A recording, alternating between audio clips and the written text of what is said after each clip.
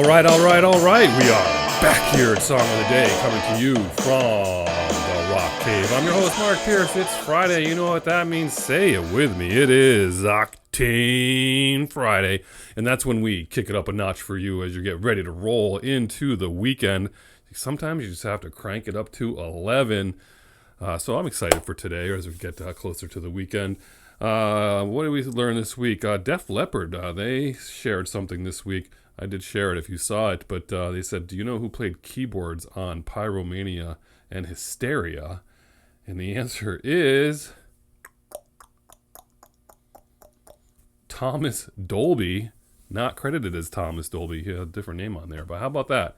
He played keyboards on those records. I think he even toured with them a bit, and he even played keyboards on Foreigner's 4 record. How about that? Man, I'm a huge Thomas Dolby fan. You already know that. One of my favorite albums. Aliens Ate My Buick. That was a Wanderlust Wednesday a while back. But yeah, that was fun. So what are we talking about today? I don't know. I was on my walk this morning, and I'm like, you know what? I'm feeling Whitesnake. I've done plenty of Whitesnake here in the cave over the last 3.5 seasons, 4 seasons, whatever it is.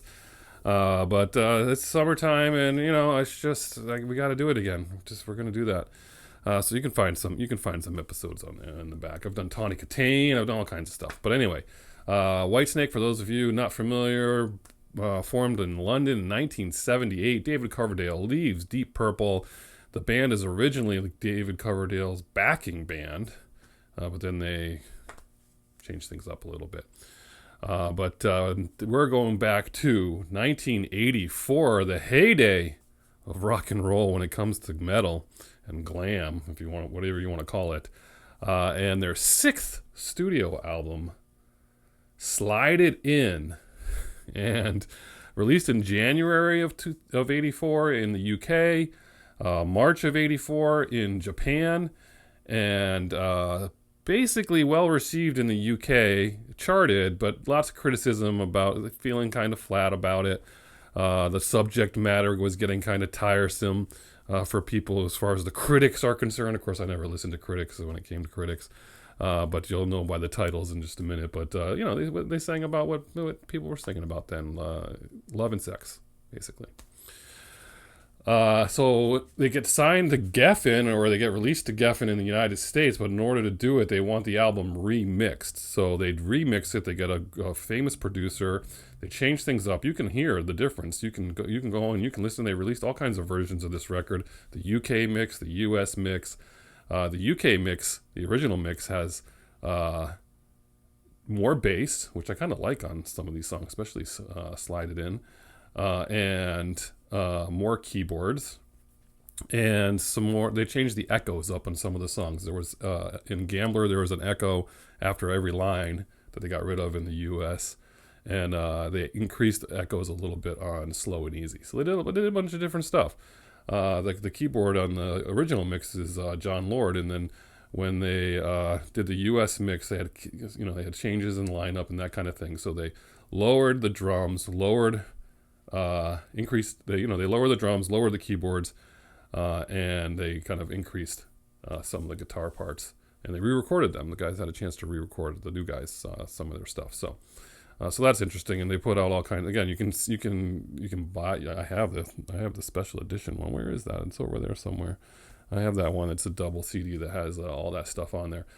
And anyway, so that's what gives them some demand in the U.S. with this new mix. It's a perfect time, 1984, MTV, David Coverdale. I mean, his hair. David Coverdale's hair alone, especially when you get to 87, when they release Slip of the Tongue. Hard to compete with David Coverdale's hair. David Coverdale's interesting front man, right? He wasn't over the top. He was always wearing respectable clothing, not when I say respectable. He looked like a businessman who decided to be a hard rocker, versus say the likes of Poison or Warrant or whatever. So that's the feeling I always got from him. But anyway, they ended up going out on tour in the U.S. They supported Quiet Riot. They supported Dio. And then things were off and running, as I said, by 87. Slip of the Tongue put them in the stratosphere.